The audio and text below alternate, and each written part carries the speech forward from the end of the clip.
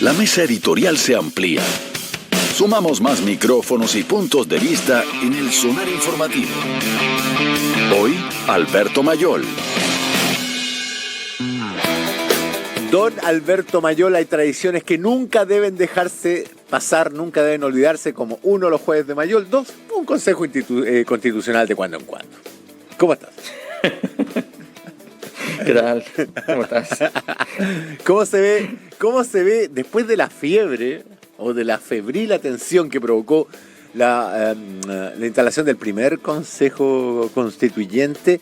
¿Cómo se ve desde las Europas y cómo se ve desde tu visión esta designación, esta instalación de un segundo, de una Constituyente 2.0? Yo diría que hay dos dimensiones. Una dimensión importante es que estamos con una puesta en escena muy cuidada para evitar los problemas que hubo en la Convención Constitucional, para evitar situaciones límites, problemáticas que generaran interpretaciones altisonantes. Hubo un esfuerzo bien deliberado en ese sentido y que era muy razonable, que era bastante lógico. Uh-huh. Ahora bien, lo que no se puede esconder, y eso es lógico, pero también es parte del problema, de un problema futuro, lo que no se puede esconder es que ganó el Partido Republicano. Uh-huh. Y que el Partido Republicano no le interesa cambiar la Constitución. Pero que entienden, no todos, pero algunos entienden, que hay que llevarlo esto bien de la mano y que sería un éxito para ellos efectivamente que se produjera el cambio constitucional. Pero todo esto con una pulsión interna muy compleja, digamos, con un Judas Iscariote dentro del proceso. Porque hay que decirlo, Judas no era tan malo. Judas solo hizo cumplir aquello que tenía que ocurrir, claro, según las mismas escrituras. O sea, si Dios no hubiera querido que Judas existiera, no lo habría puesto ahí, tenía una misión divina. Claro, ¿no? Claro, entonces ese llamado interno de decir, bueno, pero por algo estamos aquí, po. Además que ese es un llamado muy importante en ese tipo de pensamiento. Sí, claro. La misión divina. El mundo, Dios me puso en este lugar, en este instante, a mí, no a otro, uh-huh, a mí que no quiero el cambio constitucional. Uh-huh. ¿Por qué habría yo, cuando empiecen las primeras refriegas, los primeros problemas, y yo sé que puedo instalar lo que me parece a mí más justo, claro, ¿por qué habría yo de rechazar ese cáliz? ¿No? Es una mentalidad muy de caballero cruzado. Hinchas de la Católica no se suban al piano, no me refiero a ustedes, sino a que los que entraron degollando gente a Jerusalén. Dios me puso aquí para algo. Hay que degollarlos a todos y imponer la sacra visión del mundo cristiano. Que es lo de toda guerra santa. Claro. Lo que pasa es que en el cristianismo, recordemos que la única periodo de guerra santa es la periodo de las cruzadas. Mm-hmm. El cristianismo fue, dentro de lo que cabe para el conjunto de las religiones, una religión bastante pacífica en ese sentido. Obviamente ocurrían muchas cosas muy violentas, pero técnicamente, claro, nunca era responsable la religión. Las religiones eran responsables los estados, entre comillas, claro, que tenían que llevaban que ejercían el poder judiciales. Temporal, digamos. Claro, aunque fueran vasallos religiosos, ideológicos en este caso, de una iglesia católica centrada en un Estado Vaticano. Claro, y la cruzada es distinta porque son, claro, sacerdotes militares. Claro, ahí vamos todos. Sacerdotes militares. Claro, esa era como la selección. Entonces, lo otro era la liga y esta era como la selección nacional. Exacto. Entonces, en ese contexto, es bastante claro que esa pulsión está. Y también está el contraste de la perspectiva, vamos a decirlo así, porque una cosa es que efectivamente el tema de plurinacionalidad haya llegado hasta el hartazgo y se haya hecho con poca prolijidad, por muchas razones. Por muchas razones fue poco prolijo y por muchas razones era complicado que se hiciera sin una reflexión estratégica mínima. Pero ahora aparece entonces una perspectiva que es completamente opuesta. O sea, cuando uno mira el proceso constituyente anterior. El proceso constituyente anterior es abierto por el presidente Sebastián Piñera Echenique y está firmado por el subministro del Interior, heredero familiar de MacIver, y está anclado con su ministro de secretario general de la presidencia, que es alguien de familia inglesa. Y ese proceso termina en una presidencia de Lisa Loncón. Y ahora estamos en el flujo de vuelta, en el fondo. Volvemos a los convocantes a ese, que era eso era una entrega, o sea, si tú lo pones en una figuración, lo pones en un cómic, es la oligarquía teniendo que entregar el poder. Sí, sí. Y en este momento lo retoma la oligarquía. Y hacen una cosa inteligente, que es sumar a la directiva a un ex rector que viene a representar en el fondo la continuidad de los expertos. Y con eso arman una ecuación que es un retorno oligárquico blando. Pero vamos a ver si eso persevera en esa dirección, con ese tono menguado, o si lo vamos a ir viendo cada vez en un crescendo que podría generar mayores niveles disruptivos. Ahora, tú hablabas de esta sensación, esta ensoñación de Dios me puso aquí por algo. ¿Cuánto tiempo es capaz de mantener aquel que vive esa ensoñación la prudencia en un momento en que estos temas se van a convertir claramente en herejía? Si en algún momento, para la visión de la misión religiosa dentro de la constituyente, y hay gente que tiene, en el más puro sentido de la palabra, visiones ideológico-religiosas de por medio, digamos. Hobsbawm llamaba guerras religiosas las guerras, incluso a guerras de lo que nosotros conocemos como guerras absolutamente ideológicas, pero él decía que básicamente se tienen la misma raíz. Eric Hobsbawm. Entonces, aquí vamos a ver un momento en que vestido de ideología, veamos enfrentamientos religiosos o cuasi religiosos. ¿Hasta qué momento aquel que se siente puesto por la voluntad divina en esa posición va a mantener una postura de prudencia y de negociación? De hecho, Luis Silva ya lo dijo, digamos, si lo dijo sin ningún tapujo, digamos, no tengo por qué. Primero quiero disfrutar el momento de que en un medio de comunicación nacional se cite a Eric Hobsbawm, ¿no? y quiero resaltarlo. Quizás, no lo sé, porque no tengo control de todo lo que se ha emitido en todos los medios de comunicación nacionales. Me refiero a aquellos que funcionan a través de la transferencia a partir de ondas.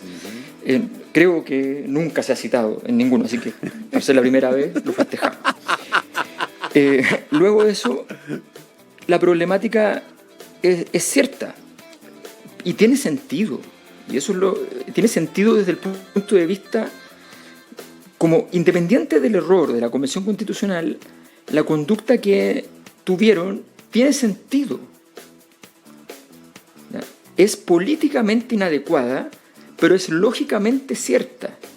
La política y la lógica no se llevan del todo bien. Las cosas que son profundamente lógicas y son profundamente antipolíticas. Claro. Es profundamente lógico que tú digas, votaron el 80% por esto. Después la gente votó completamente por los sectores de la visión más radical, con los sectores más populares.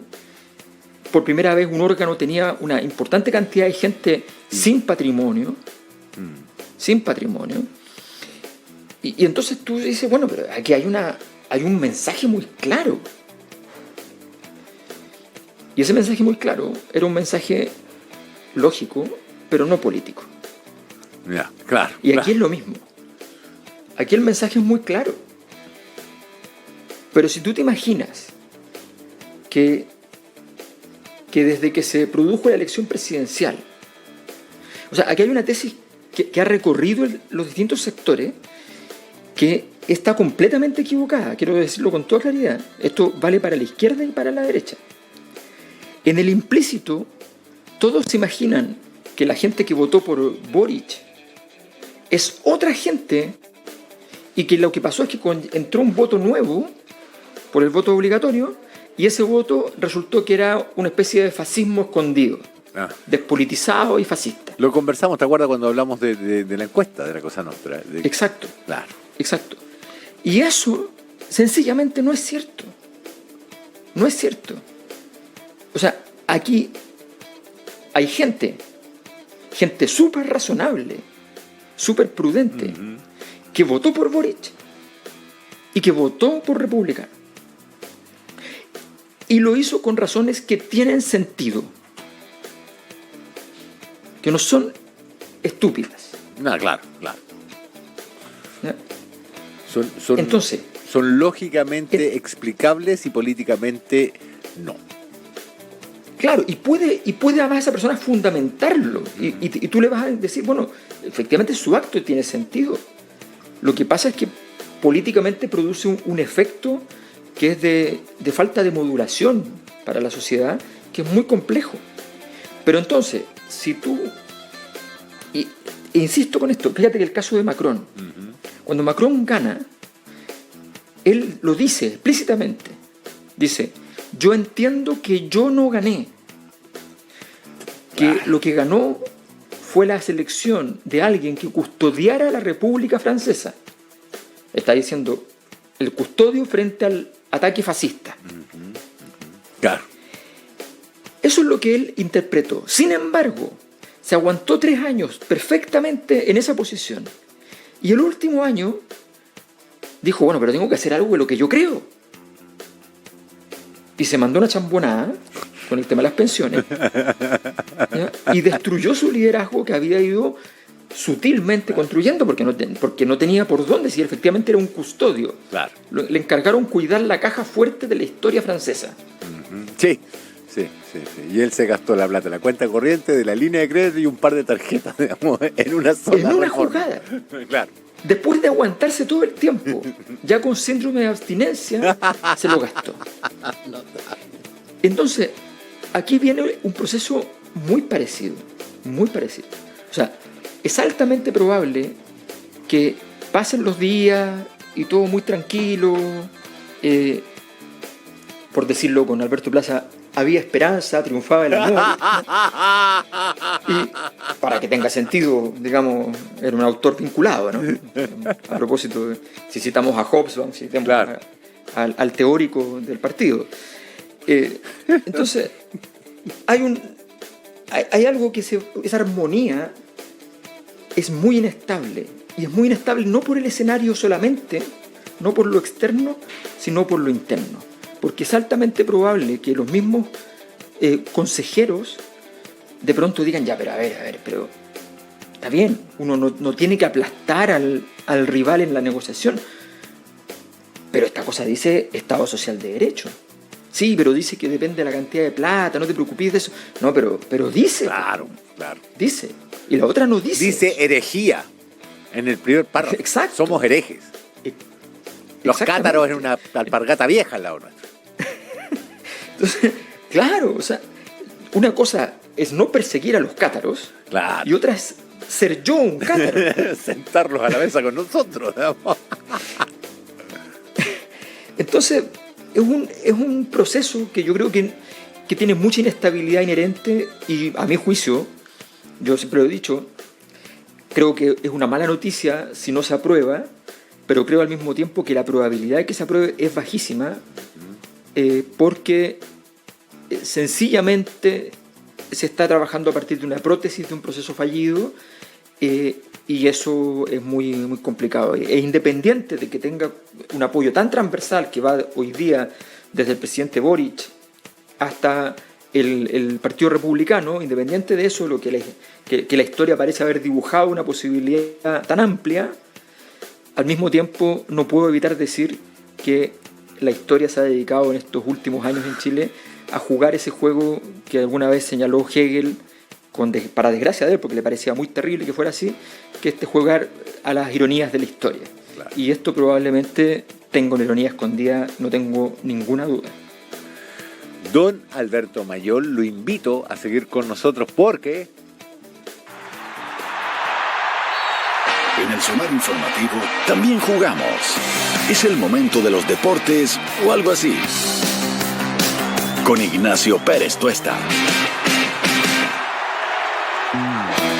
Porque, decía yo, estamos reviviendo uno de los espacios más recordados de nuestra historia, cuando usted y don Ignacio Pérez Tuesta estaban juntos hablando de deportes y otras majamamas. ¿Cómo está don Alberto? ¿Tanto tiempo? Pero por favor, don Ignacio. ¡Qué honor! ¡Qué honor, nuevamente! ¡Qué placer! Es como un revival, maravilloso. Oiga, bueno, usted está en Europa y hoy día vamos a estar comentando lo de Leo Messi, que ya confirmó que llega al Inter de Miami. Lo vamos a estar desarrollando después en el Sonar Deportivo, pero yo hoy, en esta sección deportiva como canapé, antes del Sonar Deportivo, acá en el Sonar Informativo, les quiero recordar, Rafa, Alberto, que el sábado tenemos la final de la Champions. A las 3 de la tarde juegan el Manchester City con el Inter de Milán. Juegan en Turquía, en Estambul. Allá, Alberto, en las Europas, digamos, ¿hay ambiente pese a que, no, por ejemplo, no juega un equipo español? Sí. En España, digamos, pese a que no está en el Real Madrid, en el Barcelona, igual hay ambiente, la gente va a ver el partido, ¿no? Es que, por ejemplo, para los culés, para los tifosis del Barcelona, el Manchester City segundo equipo es de ellos. Claro. Es una construcción, o sea, es una filial. Claro. Podríamos decir que es como el PPD del PS. Es como el PPD del PS, don Alberto. Perdón que me meta en sus territorios, digamos. Pero... No, sí, por supuesto. O sea, es que se produce un efecto... Y Lago es como Pep. Pep Guardiola en diciendo como Ricardo Lago, una cosa así. Es que, mira la tontería que se me ocurre. Mira, yo creo que la regla de 3 simple es la mejor fórmula para entender cualquier proceso. Y a partir de un conjunto de iteraciones, en España se construyó, sobre todo porque vino primero el tema Manchester City con el Real Madrid, el famoso problema de Real Madrid, entonces Guardiola, ¿ya? Y todo eso redunda finalmente además en volver a las goleadas históricas, y continúa además con el hecho muy importante, a propósito de Messi, de que aquí ha sido muy relevante esa histórica declaración de Guardiola cuando le dicen, oye, este equipo se sustenta también muy fuerte con Haaland, como Messi, como Barcelona con Messi. Entonces dicen, no, Haaland es un futbolista muy importante y nos sirve mucho, sí, pero él tiene otros 10 compañeros. Exacto. No, claro, le dice periodista, pero Messi no necesitaba ninguno más. Claro, no, y si lo necesita, bueno, el equipazo. Bueno, yo les traigo hoy día, pues yo pensé que hasta Pancho Reynoso también acá, porque vengo a hablar de música hoy día. Una de las cosas más características que tiene la Champions League es el himno, ¿no es cierto? Es un himno que todo nos inspire, como que nos creemos jugadores y queremos salir a jugar a la pelota inmediatamente cuando lo escuchamos. Ese himno fue compuesto el año 92 a petición de la UEFA y lo compuso el inglés Tony Britton de una adaptación de la pieza Zadok the Priest, nada menos. ¿Sabe de quién? De George Frederick Händel, del año 1727. Maese Händel. Que fue para... era uno de los himnos de coronación. Nada más ni nada menos. De esa época. Y este compositor británico la adoptó para el 92, cuando se empieza a llamar Champions League. Ya. Antes se llamaba Liga Campeones de la UEFA, como ustedes se podrán acordar. No, pero bueno. Y la grabó con la Orquesta Filarmónica Real, y por eso que tiene esta pomposidad, pero es una pieza de Händel, y uno balbucea las letras porque uno no entiende, uno cree que hay gente gritando atrás. Y vamos a escuchar un pedacito porque está cantada en los 3 idiomas de la UEFA: el alemán, el francés y el inglés. Escúchenla y después yo les voy a preguntar qué dice la letra de la canción.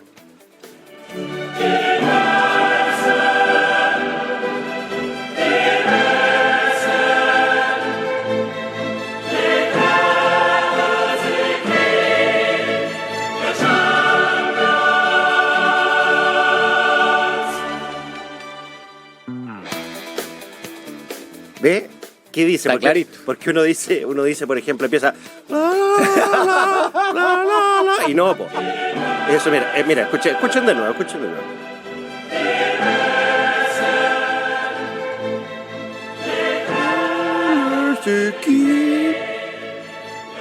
Esa es fácil, dice Claro, de Champions. de Champions. Bueno, así termina en la parte que todo el mundo se sabe. Eso.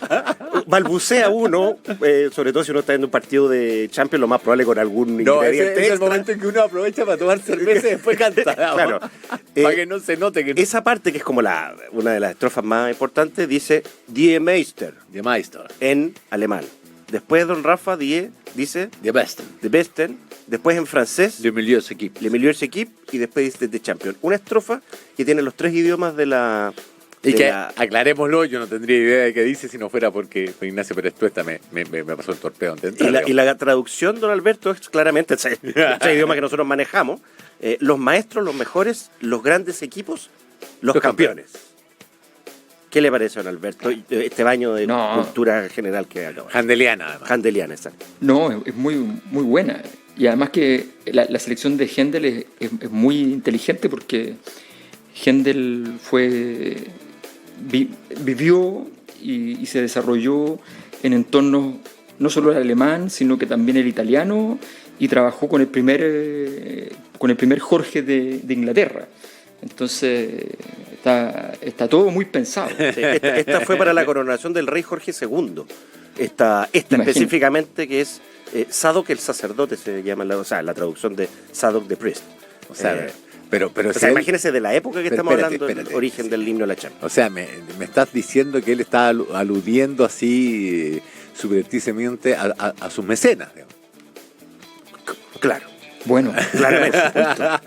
o sea, Había que saber hacerla, ¿no? tú sabes que la primera ópera que existe Recuerden ustedes parte que con una fanfarria gigante. recuerden ustedes que Mayol Y la historia hizo es una trágica. ópera. Exacto. Parte con una fanfarria porque se saluda a la aristocracia y los millonarios que han hecho posible esto antes de partir. O sea,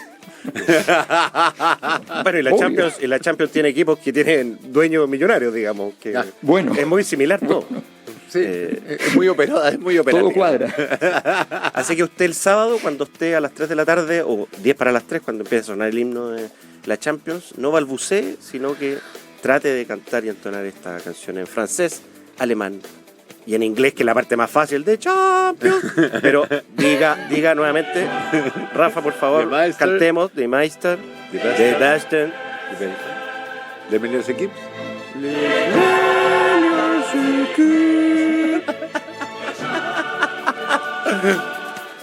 Ahora, después de un par de cervezas, yo creo que estamos hablando. Hasta en ruso las cantamos. Sí. Y en el tono. Claro, exacto. O en algún Ya. tono. De esto, recuerden, a las 3 de la tarde el sábado a la final de la Champions. ¿Lo va a ver, don Alberto? Por supuesto, por supuesto. Ya, pues. Dicen que ya en el partido anterior del Manchester la magnitud de las borracheras inglesas había llegado a unos niveles extraordinarios. Aludiendo a Händel y sus cervezas. Exacto.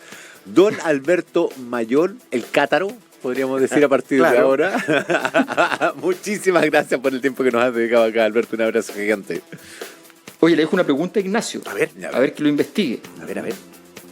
Porque se rumorea acá que Messi se va no solo pagado por el equipo, ¿ya? Sino que en realidad va seducido porque el equipo consiguió además que sea como el rostro de la Copa América que se va a Sí, hacer señor. en 2024 en Estados Unidos. Así es. Y acciones en el equipo, en empresas de telecomunicaciones y una importante empresa alemana justamente de ropa deportiva. Así que va a tener buena granjería Don Lío en Estados Unidos. Oye, voy a buscar ese representante. Se va de cosecha. Alberto, muchísimas gracias, compadre. Un abrazo gusto. gigante.